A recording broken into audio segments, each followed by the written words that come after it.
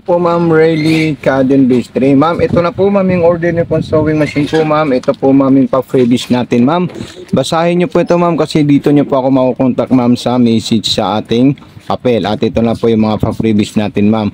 Unang-unang gagawin po natin ma'am, ito po ma'am yung ating transformer po ma'am. At yung power cord natin na kulay black dito po natin ma'am sasaksak. Okay, bawal po ito isaksak ng direkta po ma'am kasi masisira po yung unit natin. Kaya meron po tayong free transformer po ma'am. Okay?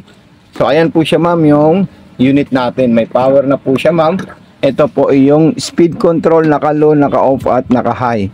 Ngayon maglalagay po tayo ma'am ng sinulid sa itaas papunta po sa may karayom natin ma'am.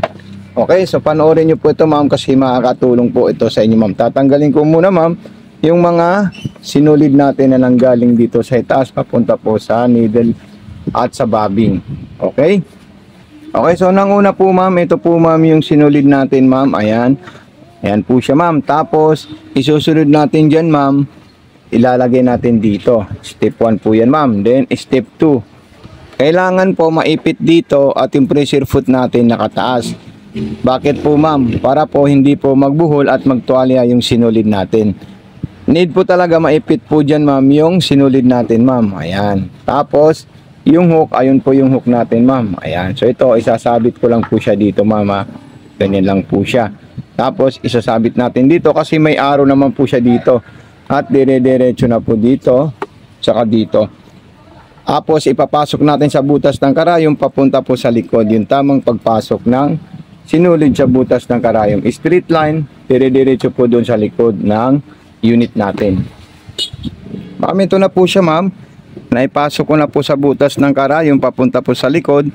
At yung sa bobbing naman po natin ma'am, ito po yung pinaka-importante po ma'am na malaman natin ma'am. Ayan.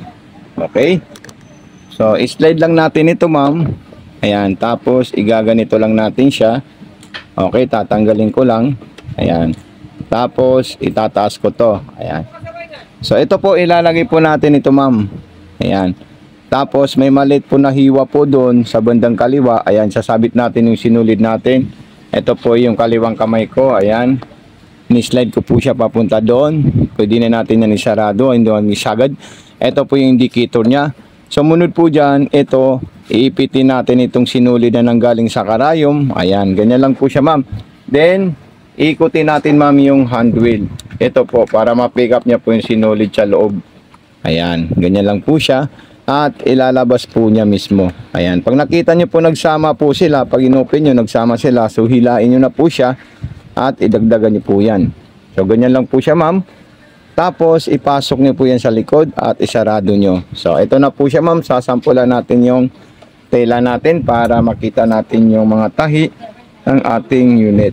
At kung tayo ay mamimili, may mga number po dito. Ito po yung indicator niya kung ano pong klaseng stitches ang gusto natin. May 5 at saka 6. Yung 6 po na straight line, yung po yung universal. Ito po siya ma'am. Ayan. Tapos yung reverse, ito po siya ma'am. Ayan. Okay. Tapos sa zigzagger naman po, yung pipili po kayo ng 7, 8 at saka 9. So kung may mga katanungan po kayo ma'am, huwag nyo po ako kakalimutan ma'am i-PM. Inform nyo po ako ma'am. At saka ito po kay 110. Paalala po, huwag po natin siya isasaksak ng direkta po ma'am. Okay. So ito na po siya ma'am. Gagawa tayo ng another na zigzag. Ayan. Marami po yan zigzag na pwede magawa po ma'am kasi hanggang 11 po siya ma'am. Rayleigh Caden Base 3. Ayan. Tapos another garterize. Ayan, number 11. Ayan, napaka-solid po siya ma'am at napaka-smooth. Okay, so ayan po siya ma'am. Yan lang po yung video na may bibigay natin sa inyo. At kung meron po kayong mga katanungan, message lang po ako sa ating Facebook page, Mato Sewing Machine Vlog po ma'am. So ayan po yung unit natin, sasarado ko lang po siya ma'am. Ayan yung previous natin, yung transformer, at yung power cord. So thank you so much po ma'am. God bless and more power po. Mabuhay po kayo ma'am.